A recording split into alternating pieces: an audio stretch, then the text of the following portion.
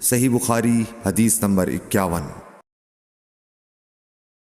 ہرقل شاہ روم نے ابو سفیان سے کہا، میں نے تم سے پوچھا تھا کہ اس رسول کے ماننے والے بڑھ رہے ہیں یا گھٹ رہے ہیں؟ تو نے جواب میں بتلایا کہ وہ بڑھ رہے ہیں۔ ٹھیک ہے، ایمان کا یہی حال رہتا ہے یہاں تک کہ وہ پورا ہو جائے۔ اور میں نے تجھ سے پوچھا تھا کہ کوئی اس کے دین میں آ کر پھر اس کو برا جان کر پھر جاتا ہے؟ تو نے کہا نہیں۔ اور ایمان کا یہی حال ہے، جب اس کی خوشی دل میں سما جاتی ہے تو پھر اس کو کوئی برا نہیں سمجھ سکتا۔ صحیح بخاری حدیث نمبر 52۔ حضور اکرم صلی اللہ علیہ وسلم فرماتے تھے، حلال کھلا ہوا ہے اور حرام بھی کھلا ہوا ہے، اور ان دونوں کے درمیان بعض چیزیں شبے کی ہیں جن کو بہت لوگ نہیں جانتے کہ حلال ہیں یا حرام۔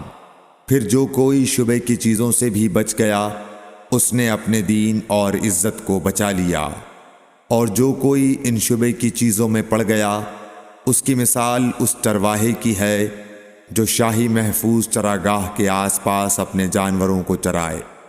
وہ قریب ہے کہ کبھی اس چراگاہ کے اندر گھس جائے اور شاہی مجرم قرار پائے۔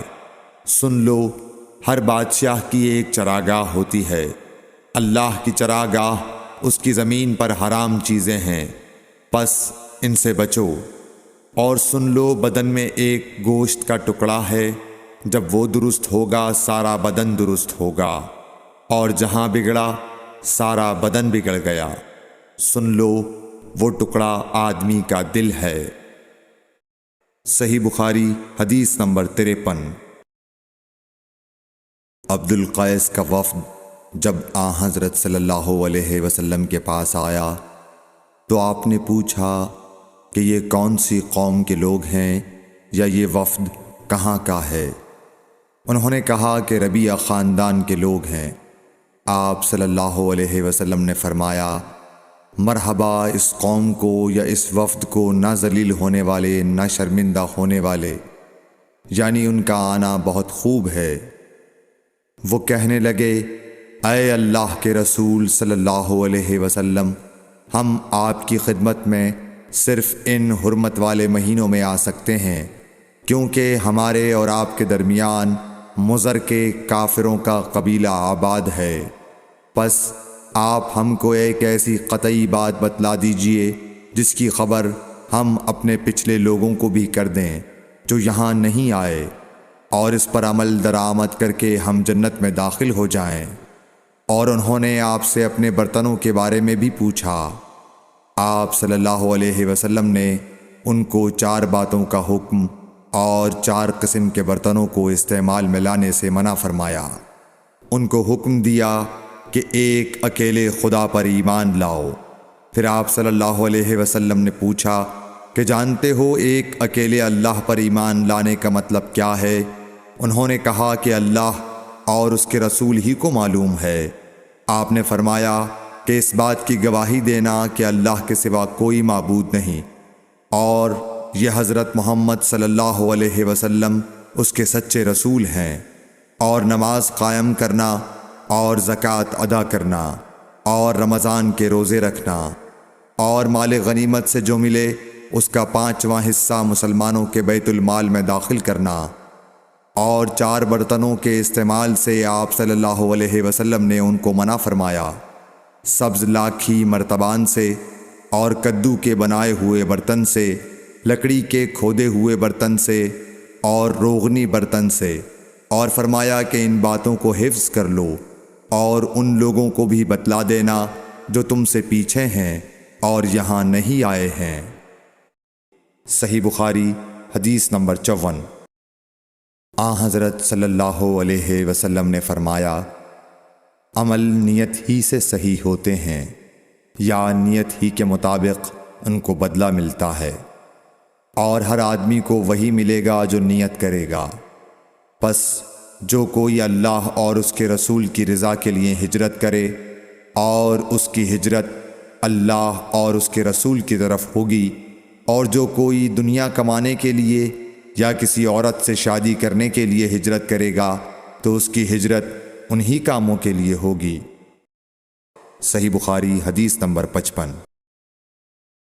حضرت صلی اللہ علیہ وسلم نے فرمایا، جب آدمی ثواب کی نیت سے اپنے اہل و عیال پر خرچ کرے پس وہ بھی اس کے لیے صدقہ ہے۔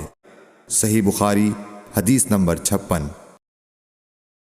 حضرت صلی اللہ علیہ وسلم نے فرمایا، بے شک تو جو کچھ خرچ کرے اور اس سے تیری نیت اللہ کی رضا حاصل کرنی ہو تو تجھ کو اس کا ثواب ملے گا، یہاں تک کہ اس پر بھی جو تو اپنی بیوی کے منہ میں ڈالے۔ صحیح بخاری حدیث نمبر 57۔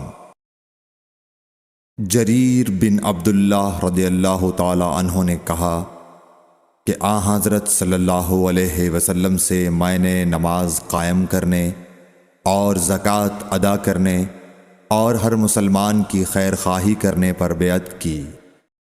صحیح بخاری حدیث نمبر 58۔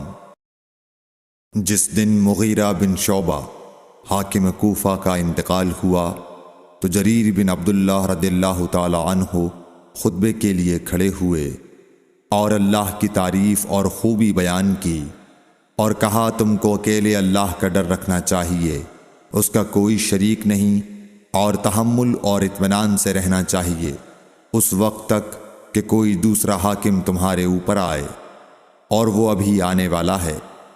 پھر فرمایا کہ اپنے مرنے والے حاکم کے لیے دعائے مغفرت کرو، کیونکہ وہ مغیرہ بھی معافی کو پسند کرتا تھا۔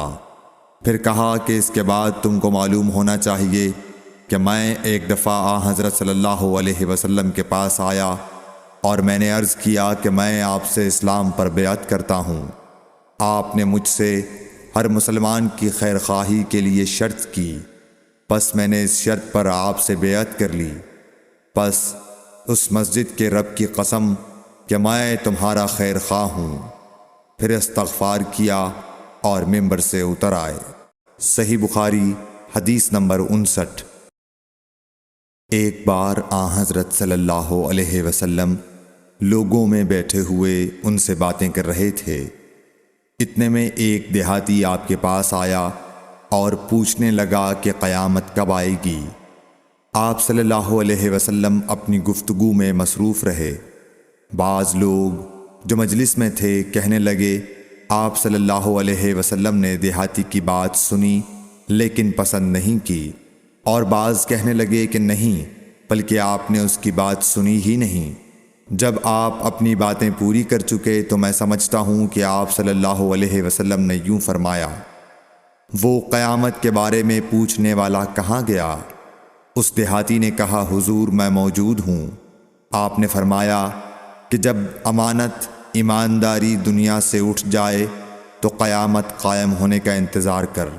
اس نے کہا، ایمانداری اٹھنے کا کیا مطلب ہے؟